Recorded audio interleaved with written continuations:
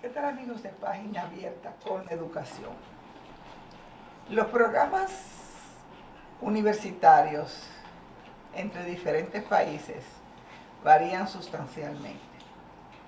Eso hace que muchas veces los colegios profesionales no permitan que las personas que hayan estudiado en un país, que hayan estudiado con un programa, pues puedan practicar en los mismos. No es solamente una barrera migratoria, también es una barrera por proteger los intereses, lógicamente, de los profesionales, pero muchas veces la práctica profesional en un país no es permitida a los egresados de programas universitarios de otros países. Por eso, para comparar dos programas que son muy pertinentes porque tienen que ver con la salud bucal, voy a compartir con dos personas ligadas, una al programa dominicano, me refiero al estudiante de término, vamos a llamarle así, Claudia de Camps, y a William Erickson, quien es egresado de una universidad española, de ambos en los programas de odontología. Antes recuerdo que para uno estudiar odontología en España, pues tenía que ser médico. Y después de médico se hace una especialidad. Pero ya los españoles, copiando de nosotros, vamos a decir así, entendieron que eso no era necesario. Pero de todas maneras, imagino que en ambos programas debe haber materias de anatomía, materia de ciencias básicas. Yo creo que ellos me digan un poco cómo es los programas de ambos países. Voy a comenzar contigo, Claudia. Bueno, gracias por estar aquí una vez más. Y básicamente, así como mencionaste, tenemos programas de materias básicas que se llama el ciclo básico. Este ciclo dura 1 año y medio aquí en este país, en las materias y las carreras de ciencias de la salud. ¿Y qué materias dan en ese ciclo básico? En ciclo básico se da biología 1 y 2, química 1, 2 y química orgánica 1 y 2. Se da también física 1 y 2, matemática 1 y 2. Básicamente todas las materias que rodean el área de la salud, el área científica, dan dos asignaturas, el 1 y el 2. También dan materias de humanismo, como lengua extranjera. Comunicación, Comunicación. no lengua. Comunicación, que eso es básicamente parecido a lenguas. Que es como redactar. Exactamente. Cómo escribir artículos, escribir mensajes, leer textos y estudiarlos los mismos. Y también lengua extranjera, ¿no? Clases de lengua extranjera. Vemos inglés 1, 2, 3 y 4. 4 niveles de inglés. Tiene el ciclo. ¿Y hasta qué punto hay competencia comunicativa en inglés, en una persona que tiene esos 4 niveles? ¿Sientes tú que esos 4 niveles cubren para que una persona pueda decir, no soy bilingüe tal vez, pero sí tengo competencias comunicativas que me permiten, pues, tener, valga la redundancia, comunicación con personas de esa lengua, tanto a nivel escrito, a nivel oral, a nivel de comprensión, como a nivel de producción? Sí, el inglés te permite defenderte, y algo que me parece curioso e importante del pensum es que el último inglés, que es el cuarto, se llama inglés para profesionales y es enfocado a tu área de trabajo. Quiere decir que te dan términos en inglés de cosas de mi carrera, por ejemplo, odontología, donde sabes defenderte. Si te ponen a escribir o a leer un artículo, vas a poder defenderte, porque muchas veces nosotros nos dan los artículos en inglés de los cuales tenemos que estudiar. Entonces hay que saber defenderse de alguna manera. Vamos a pararnos en el ciclo básico. Todos sabemos que España, pues, igual que toda Europa, tiene unos niveles en matemáticas mucho más superiores a los nuestros del país. Claudia tiene la suerte, pues, que estudió en una universidad, en una escuela, como es el Liceo Francés de Santo Domingo, pero ese inglés, esa matemática, ese español, esa ciencia que ella recibió, la reciben todos los estudiantes que salen del bachillerato dominicano. Pero vámonos a España. ¿Es necesario y pertinente, y lo contemplan así los programas españoles de odontología, tener materias de física, de biología, de química, imagino que básicamente química orgánica, o realmente desde que un estudiante ingresa a la carrera de odontología va a anatomía y asuntos propiamente de la actividad odontológica? Voy a comenzar con William Erickson. Bueno, muchas gracias por invitarme también. Sí, o sea, como dices, es bastante diferente. El tema es que allí, cuando ya entras en la carrera, es diferente aquí primero porque aquí, por lo que veo, la carrera de odontología son 4 años y allí son 5 años. Y es verdad que cuando ya entras el primer año, lo que compartes es, el primer año las asignaturas son las mismas que el grado de medicina, son iguales. Entonces, das anatomía, das biología, das química, pero por ejemplo, todo tema de matemáticas, física, que son asignaturas que igual no tienen ya nada que ver o que nada que vayas a ver en la carrera, pues ya no se dan. O sea, en primero en comparación con aquí no se dan ninguna de esas asignaturas. O sea, se entiende que esa formación que tú tuviste en el bachillerato y en el COU, se llamaba, no sé si todavía se llama así, sí, es suficientemente sólida para no tener que en el nivel universitario incursionar en esto. Yo te quiero preguntar algo. ¿Hacen ustedes verano de varios meses o realmente? Porque en parte, si bien es cierto que es 4 años, estamos hablando de que son gente que no le dejan descansar un solo día, o sea que dan un examen hoy, terminan hoy y ya en una semana y pico, ya están en el aula de nuevo. O sea que son 4 años. ¿Hacen ustedes pausas de verano en eso, a lo largo de esos 5 años, o no hacen pausa de verano? Sí, o sea, efectivamente el calendario académico es igual que cuando estás en el colegio. Tú tienes tu pausa de verano, que suele ser por lo menos mínimo julio y agosto, mínimo. Y luego ya entras a mitad de septiembre. Y luego en Navidad igual, en Navidad tus vacaciones de Navidad y en Semana Santa la de Semana Santa. En cambio, como hablo aquí con mi prima, con Claudia, aquí cada cierto tiempo tienen un par de semanas de vacaciones y ya vuelven otra vez. Y por eso yo, como suelo venir aquí en agosto, cuando yo llego aquí en agosto, todavía mi prima estaba en la universidad, en verano, ¿sabes? Entonces cuando yo digo, madre, pero ¿cuándo acabas? Digo, es que es como un no parar, es continuamente. Bien, o sea que en términos de tiempo, de exposición a clase, yo diría que es el mismo. Aunque ya tengas 4 años, aunque tú tengas 5 años, en términos reales, clases, lo que sí es que ella ha dedicado parte de ese tiempo a materias básicas que tú no tuviste que hacer. Entonces, ¿cuáles son las materias que tienes tú en tu primer año? Dime más o menos las que te recuerden. Mira, ¿tienes anatomía? Tengo anatomía, tengo biología, tengo psicología. Psicología médica. Exactamente. Luego, en inglés, no es que haya una asignatura de... O sea, hay una asignatura de inglés que tienes que cursar, pero te dan como todo el curso para que tú la curses. Porque te obligan a salir con un nivel de ahí que tienes que pasar.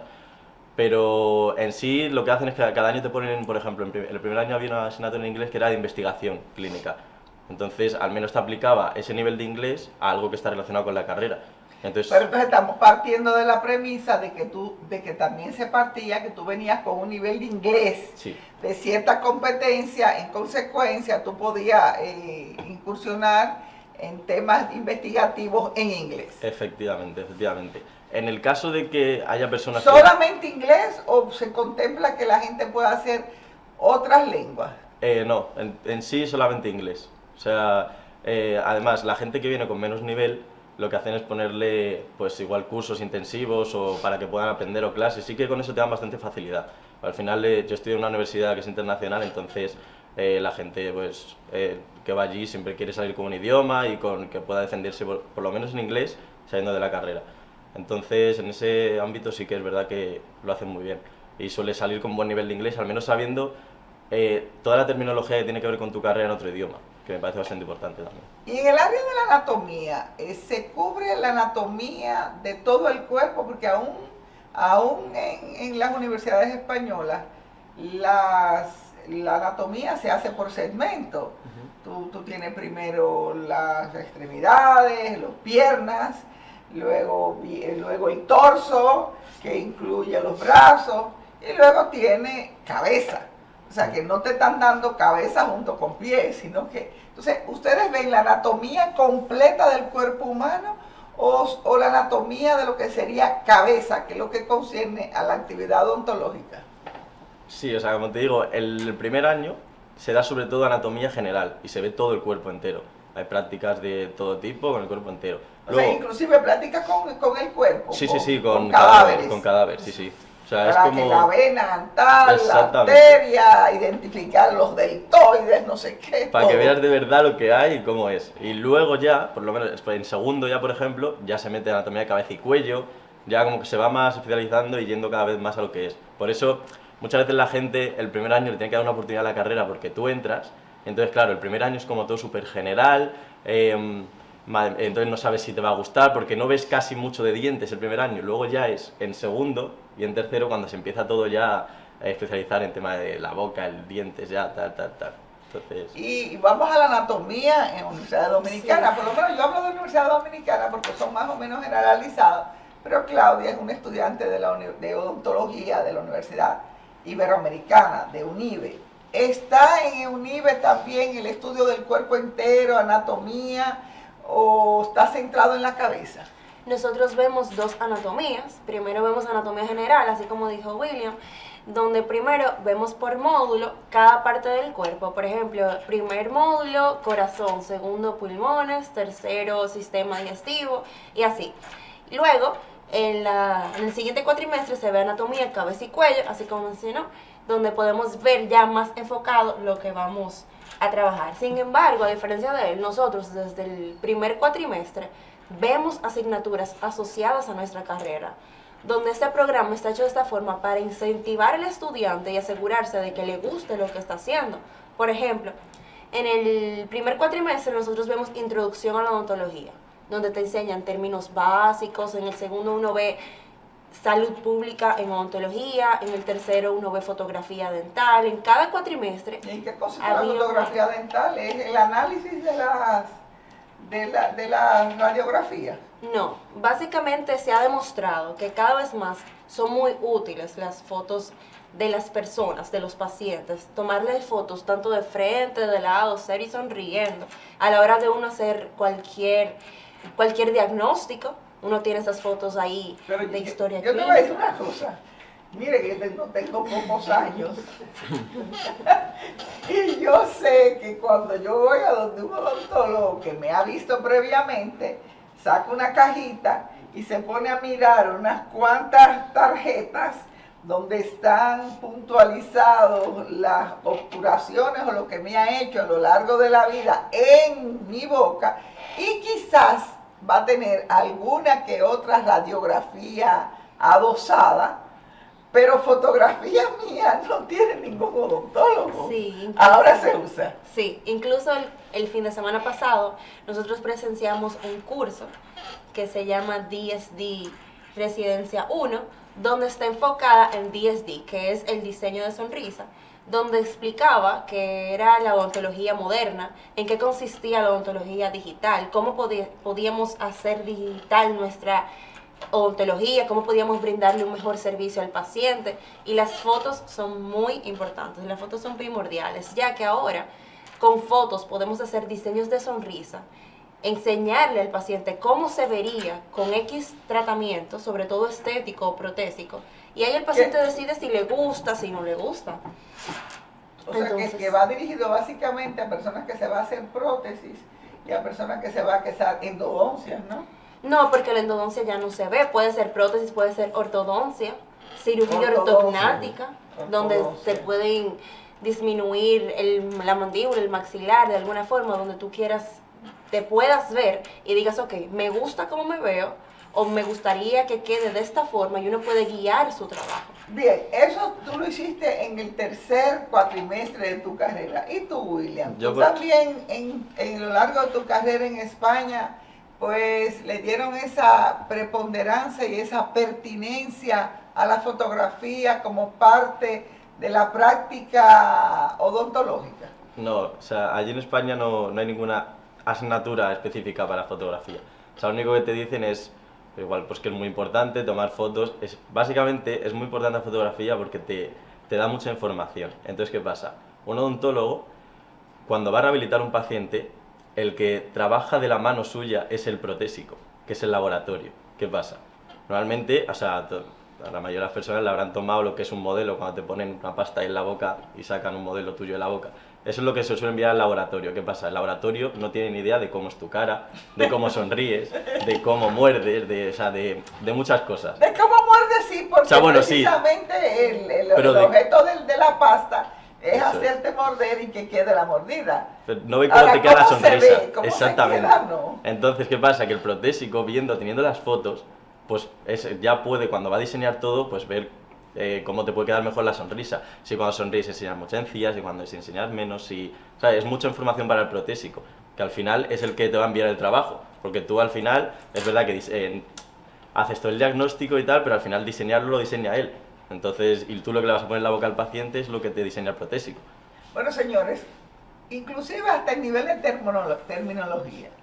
Toda mi vida le he oído el técnico dental y William me habla del protésico. Sí. O sea, que hasta a nivel de comunicación y de identificación de términos, pues tiene sus particulares. Señores, vamos a seguir hablando con William Erickson, odontólogo, egresado de una universidad internacional española, y con su prima, Claudia de Camps Ellison, quien es estudiante de terminología de la Universidad UNIBE. Estamos comparando los dos sistemas de estudios.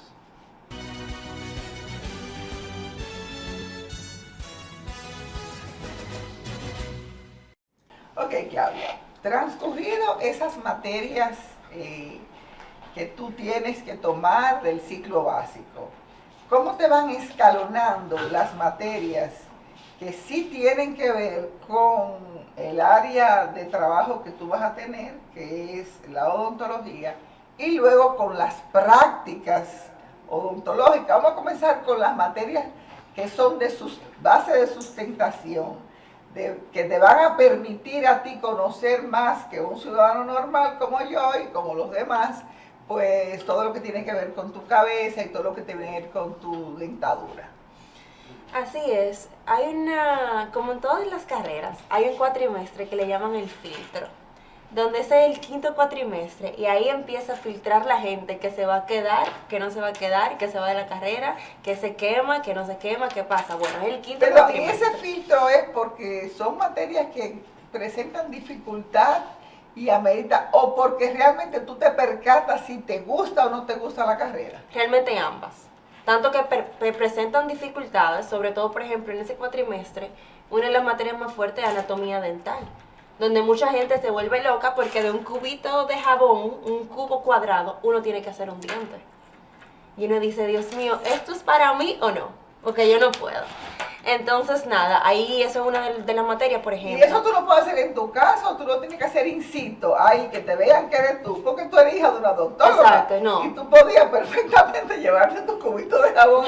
Tú eres hija y nieta de odontólogos. Tú podías llevarte tu cubito de jabón a tu casa y ponerle la tarea a tu abuelo o a tu mamá. Pero no, eso es ahí mismo, Ahí en mismo, vivo. frente. Uno tenía 2 horas a la semana donde uno asistía a esa clase y te ponían la práctica del día. Por ejemplo, era eso, luego era con tubitos de cera, palitos de cera, uno tenía que irlo uniendo y formando un diente y de ahí sacaba la calificación. Pero, por ejemplo, anatomía dental es una asignatura. Habían 5 asignaturas más, 6 asignaturas más.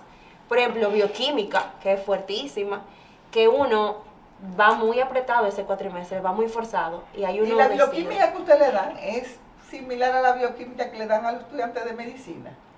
Sí, pero por ejemplo, en medicina dan 2 bioquímicas, a nosotros, por lo menos aquí en este país, solamente dan una bioquímica. Perfecto. Pero ya hasta el ciclo de Krebs. Exactamente. Todo. Lamentablemente. Todo. Lamentablemente, Todo. ¿no, verdad? Lo digo porque el ciclo de Krebs tiene unos niveles de dificultades y de seguimiento y de encadenamiento de uno con otro que realmente es muy extenso Así y mismo. amerita mucho estudio. Pues bien, Claudia, entonces, tú dijiste algo que es muy, muy interesante, que quizás mucha gente no se percata. Realmente un odontólogo es casi un escultor.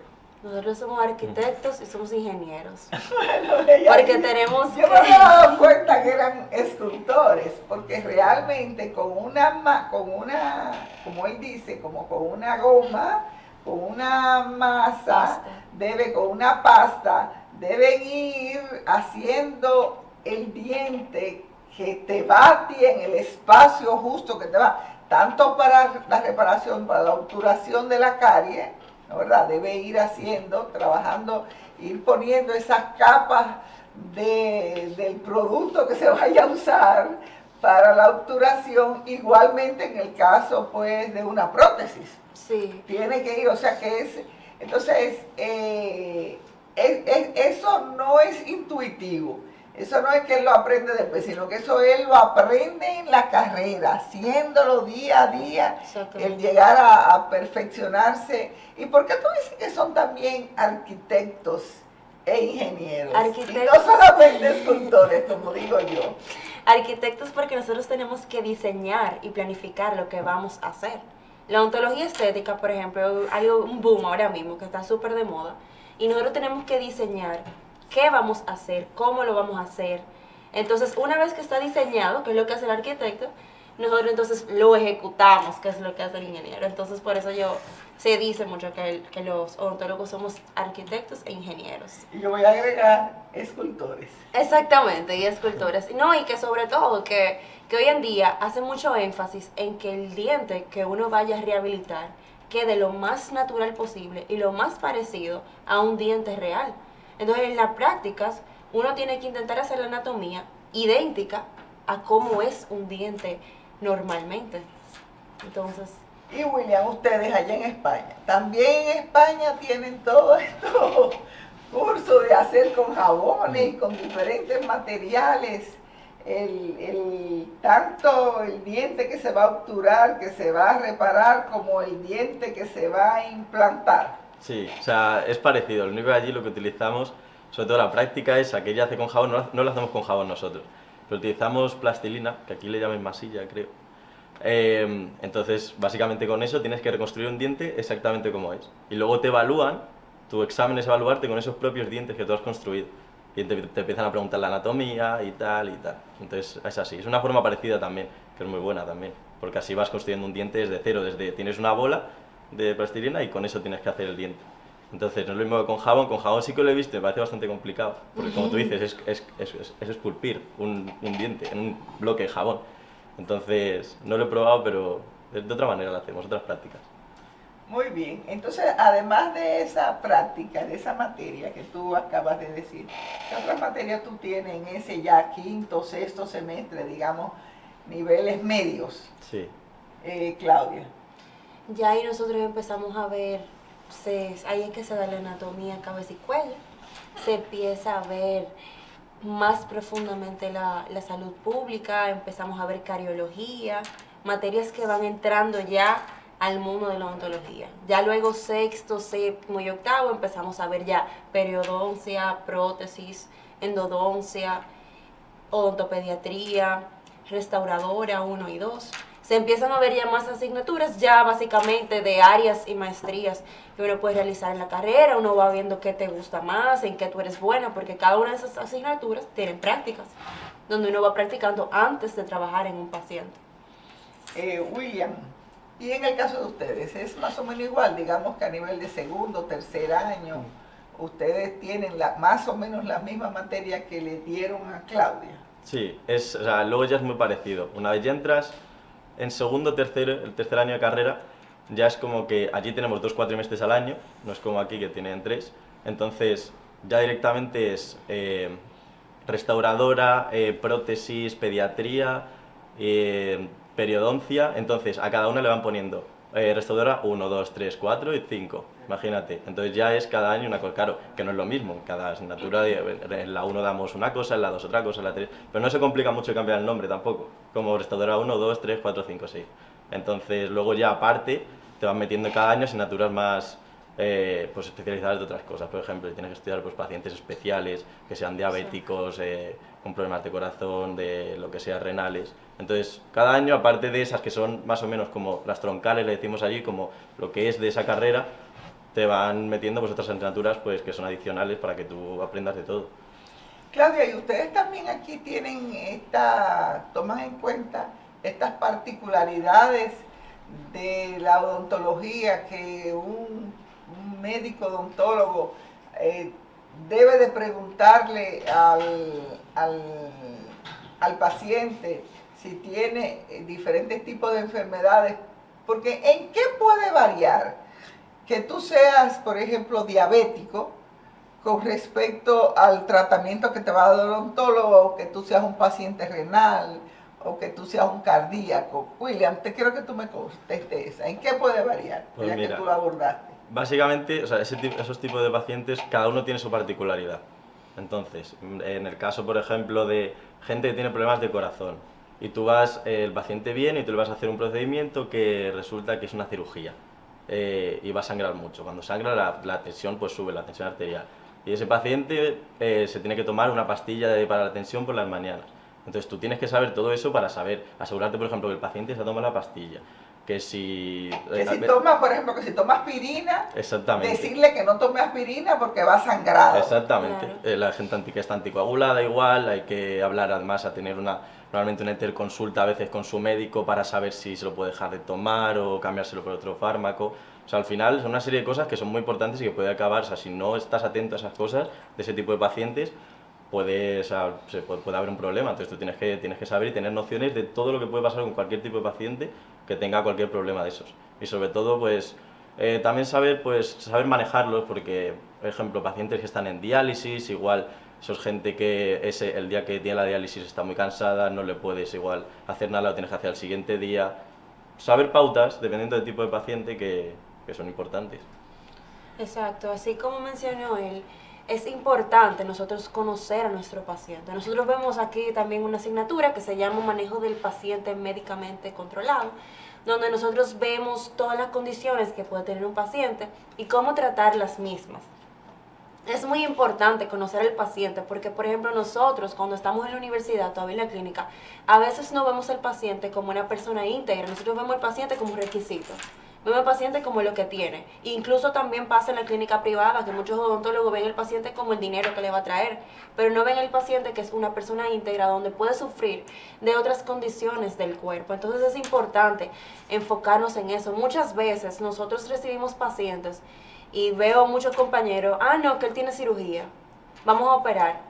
Pero usted sabe si el paciente sufre de la presión, usted sabe si el paciente se bebió la pastilla hoy, usted sabe si el paciente es diabético, si el paciente no desayunó, es importante que el paciente vaya desayunado. Entonces, ese tampoco nunca me lo había oído, Claudia. Sí, porque puede ser que el paciente sea diabético y que él no es diabético controlado. Entonces, antes de uno asistirle, uno es importante, por ejemplo, a un hipertenso se le debe tomar la presión cada vez que se le vaya a hacer un procedimiento en el consulta. Y a un diabético hay que tomarle el azúcar. Pero es que yo no, o sea, vuelvo y apelo a mi experiencia como paciente. Yo no recuerdo que me hicieran llenar un expediente. Pues en eso se basa la odontología cada vez más, en conocer al O sea, paciente completamente. Desde mi niñez he ido a consultorios odontológicos y de verdad que jamás alguien me ha preguntado, ¿sufre de la presión? ¿Sufre Pues, de esto? O sea, ahora se supone que cuando uno inicia con un nuevo odontólogo, de llevarle, debe hacerle un panorama, un diagnóstico completo, general, donde uno pueda ver de todo lo que pueda padecer, si es asmático, si es diabético, si es cardiopata, si tiene cualquier condición, si tiene cáncer, si tiene cualquier condición, los medicamentos que tome, porque si nosotros vamos a medicar a este paciente, tenemos que saber si él está tomando unos medicamentos que puedan interferir con lo que le vamos a medicar. Tenemos que saber, por ejemplo, si vamos a anestesiar, si podemos poner epinefrina, que es un vasoconstrictor, si podemos colocar diferentes sustancias con las que nosotros trabajamos, porque no sabemos si puede pasar una urgencia en el consultorio, si el paciente le da un síncope. Entonces es importante nosotros conocer al paciente y ver al paciente como una persona íntegra, no solamente su boca. Muy bien, pasamos ya al tercer y último estadio, que es las materias de término. Vamos a ver en qué consisten las diferencias que pudiera haber entre un estudiante de odontología de una universidad dominicana, como es UNIBE, pero que más o menos son programas similares en la UNPO, en la UAS y en otras universidades donde ofrecen la carrera de odontología, y el caso particular de William, que es egresado de una universidad española. Vamos a ver ahí a nivel. ¿Cómo son, William, las universidades, las materias de términos? ¿Cuáles son? Pero en términos, ¿a qué te refieres de O sea, términos? último año. Últimos Ah, años, vale, ya vale. De estudiantes últimos años. de último Vale. periodo. Mira, en el caso nuestro, las de último año son básicamente para reforzar. O sea, ya el último año, no, o sea, todas las que son restauradoras, prótesis y todo eso no se da. Se da ya más tema de, pues como te he dicho, pacientes especiales, se da el último año, se da tema de, nos enseñan a la radioprotección, todo el tema de radiografía, no el tema, o sea, no de cómo tomarla, sino de cómo poder protegerse y todo eso, aparte de toda la radiología que hay en la clínica. Pero son asignaturas que son básicamente adicionales, porque se centra el último año mucho más en la clínica, en que es tu último año, tienes que hacer muchísima clínica, tienes que salir de aquí ya lo más preparado que puedas, siendo dentro de que cabe España, entonces se centra más en la clínica, las asignaturas son un poco más ya para reforzar un poco lo que ya has aprendido durante los demás años. ¿Y aquí, Clau? Aquí igual, nosotros vemos el último año una materia que para mí es importante, que se llama casos clínicos, donde nosotros nos ponen muchos casos clínicos de todas las asignaturas y tenemos que saber resolverlos. Por ejemplo, llega un paciente con XXX, la radiografía vemos esto, el paciente sufre de tal cosa, sufrió un traumatismo y así. Entonces así en esas asignaturas, que son 2, casos clínicos 1 y 2, podemos ver más a profundidad casos que nos pueden llegar a nuestra consulta privada.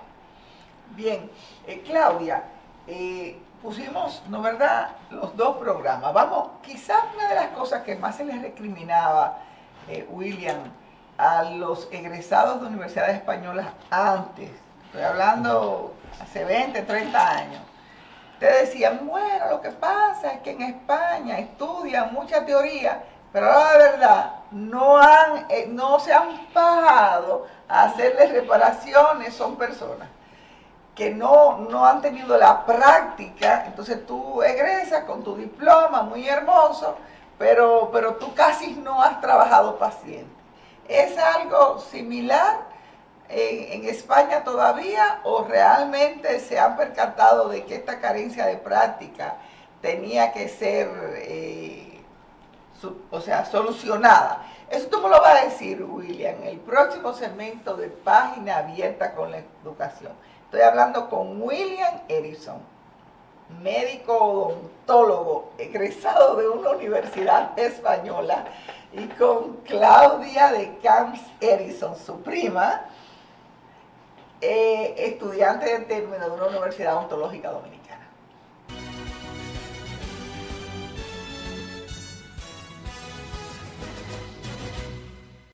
Bien, William, dime, ¿han solucionado las universidades españolas esta carencia o realmente? William, debo decir, es hijo de su padre, que se llama como él y es un odontólogo dominicano, por lo tanto él ese problema no lo tiene, porque él si quería practicar podía haber ido desde el primer día a la consulta de su padre. Pero un chico español que esté estudiando odontología y que sus padres no sean odontólogos, ¿tiene ese problema resuelto en España o todavía tú sientes que en España falta poca práctica?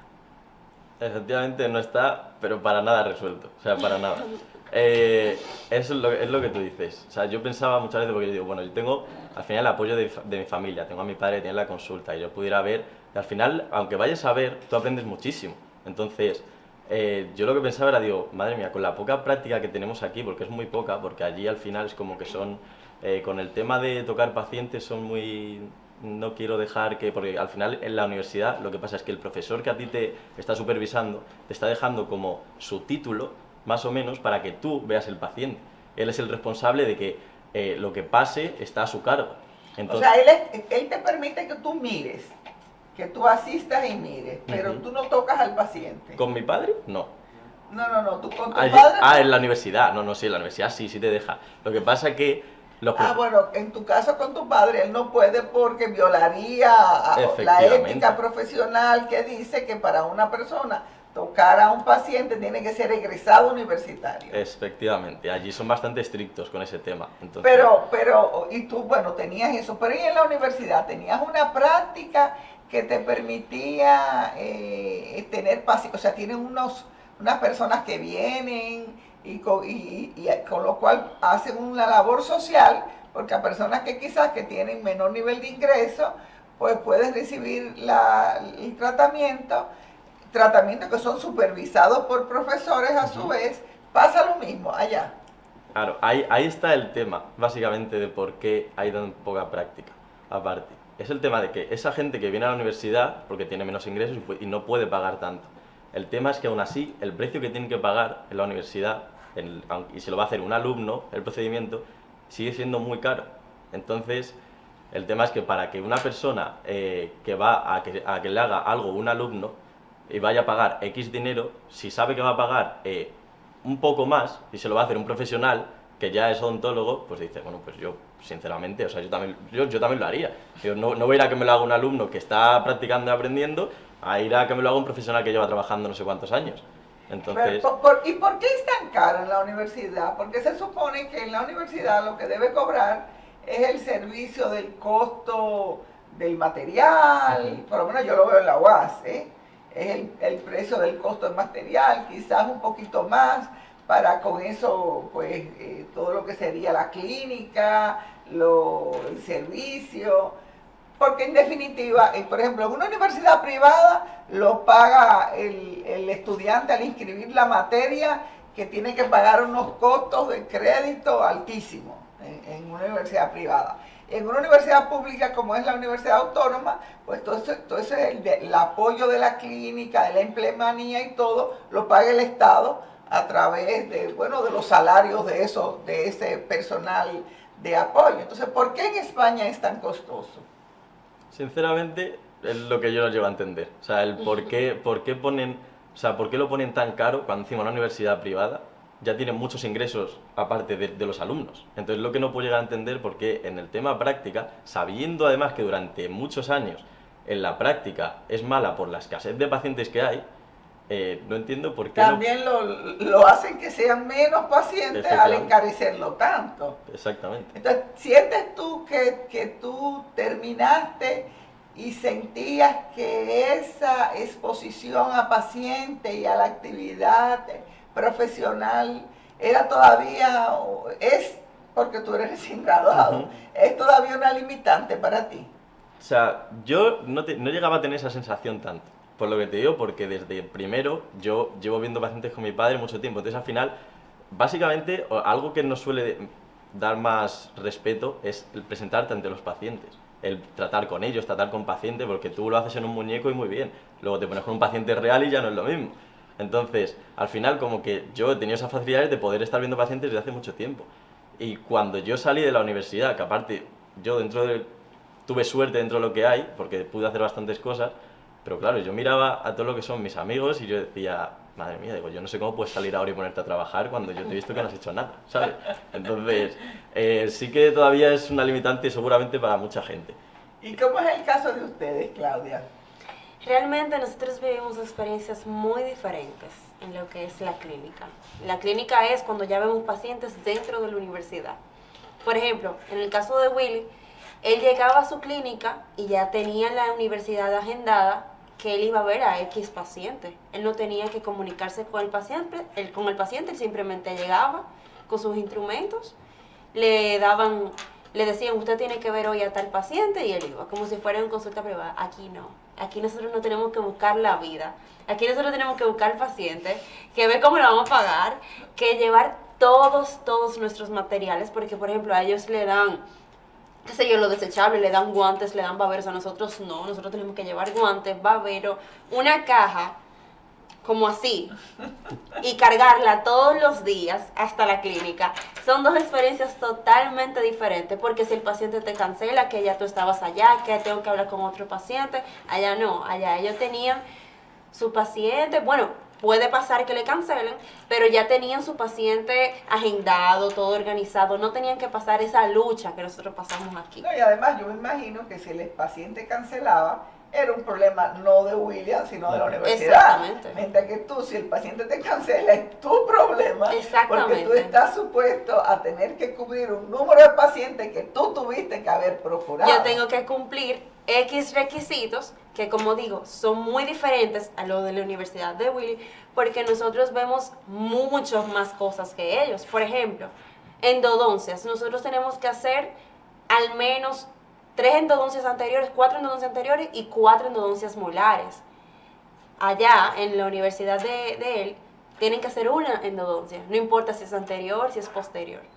Lo que demuestra que realmente cuando nosotros salimos, definitivamente vamos a tener más práctica porque tenemos más exigencia, tenemos más requisitos y tenemos que cumplir más cosas por hacer con pacientes. Entonces eso nos da más agilidad, incluso Eso también comunicar justifica más un poco con tu los presencia pacientes. en el país, William. Sí, básicamente, O porque sea, viniste a foguearte un poco Sí. de esa falta de práctica que te dio la academia. sí, bastante. Además que mi padre me lo dijo, mi padre como desde aquí, estudié aquí, me dijo, mira, vete allí unos meses, además tienes a tu familia y todo, y que yo sé que allí hay mucha práctica, vas a poder trabajar muchísimo, y ya luego vuelves y ya si eso te voy metiendo en la consulta. Y digo, bueno, vale, yo por mí muy bien. Pues mi madre que le cuesta, o sea, yo soy muy apego a mi madre para soltarme en un país y que ella se vaya, se vuelva para Madrid, era, vamos, una locura. Entonces me dijo mi madre, nada, tú vas, sacas como 10, 12 dientes y ya, y te vuelves, ya habrás practicado mucho. Bueno, pues fue llegar aquí y en una semana, bueno, en un día, o en 2 días, ya básicamente había sacado yo no sé cuánto, ya, igual Como casi 20. como 20 de piedra. Y le llamo a mi madre y digo, bueno, ¿qué? ¿Me vuelvo ya? ¿O qué? Y nada, me voy a quedar aquí un mes más y ya. Qué bien, qué bien. Tú sabes, William, que recuerdo muy bien que fue tu abuelo la persona que motivó a que en República Dominicana se hicieran los implantes.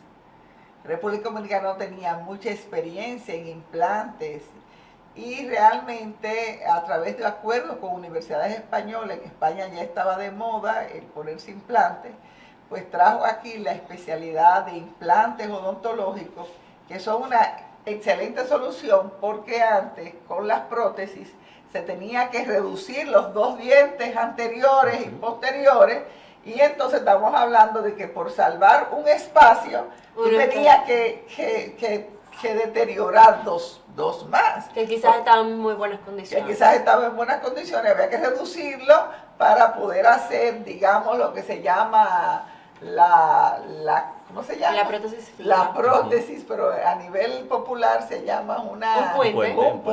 Un puente. Entonces, ya el concepto, para los dos, ya el concepto de prótesis de un implante, que siempre ha sido un poco costoso, porque si son de circonia, que si no sé qué. Pero bueno, yo te digo, pero la gente ha hecho conciencia y ahora cuando se tiene que sacar una extracción y reemplazar, pues se pone el implante y no hace lo que hacía antes, o todavía queda la costumbre de hacer las prótesis. Nosotros realmente, eso es parte de nuestro trabajo, concientizar al paciente, demostrarle los pros y los contras, las opciones que tiene y que ya el paciente está en sus manos la decisión. Los implantes han sido una ventaja increíble, así como dijiste, los puentes. Y mira, y tu abuelo fue que trajo eso aquí, ¿eh? Sí, mismo. Ese concepto de Sí. implante al país, el doctor Leonardo Erickson. Así mismo, los implantes han salvado, porque nosotros podemos, sin tocar 2 dientes, reemplazar uno que quizás no está, incluso 2, 3, 4, se puede poner una prótesis total en base de implantes. O sea, Con toda la 4 boca. implantes. O sea, en vez de una caja, Uno como te hace- decía antes, Exactamente. de 32 Porque la caja de implantes. dientes, la prótesis total se quita y se pone. Con un implante, uno pone 1, 2, 3, 4 implantes, 5 implantes, y ya, eso uno pone la prótesis sobre implantes y se llama, y es una prótesis total fija, que no se va a quitar, porque está sostenida por implantes que hacen la función de la raíz del diente. Vamos a pedir a la producción que ponga alguna fotografía que Sí. Claudia trajo de su práctica odontológica, y así pues nosotros podamos verla. Nosotros hicimos llegar unas fotografías de cuando nosotros asistimos a operativos dentales. Estas fotografías fueron en Guayabal, en Asua, donde nosotros asistíamos a pacientes. ¿Pero esos son operativos organizados por la universidad o qué? No, operativos organizados por un grupo de egresados de la universidad, sobre todo de la Universidad Autónoma, fueron estudiantes de nuestro abuelo, y se han quedado con con esta vocación de servir. Entonces, aquí podemos ver imágenes de nosotros asistiendo a personas que realmente necesitan. Y a nivel de cárceles, ¿tú has podido No, yo he asistido. Porque yo he visto a tu abuelo en cárceles, Sí, bajado, yo he asistido a 2 cárceles, a 2 operativos. También hemos asistido, por ejemplo, vamos a hacer uno próximamente en un hogar de niñas que fueron abusadas, de mujeres, sobre todo menores de 26, 25 años que fueron abusadas, donde quizás también necesiten nuestros servicios, necesiten ayuda porque no tienen los recursos para poder trabajarse, y eso es algo que aquí hace mucha falta la gente que ayude, porque lamentablemente vivimos en un país pobre donde necesita ayuda. Pero además de que no solamente te hace a ti dar un servicio, sino que te concientiza de los problemas sociales que hay en el país y que tú como profesional debes vivir, debes lucrarte, debes tener una vida con cierta dignidad económica, pero que no debes de perder de vista que eres una persona de la salud y debes de colaborar con la salud del pueblo dominicano. Yo quiero agradecerle a William Erickson y a Claudia de Camps, pues nos han hecho un panorama perfecto que nos permite comprender la carrera de odontología en España y en República Dominicana.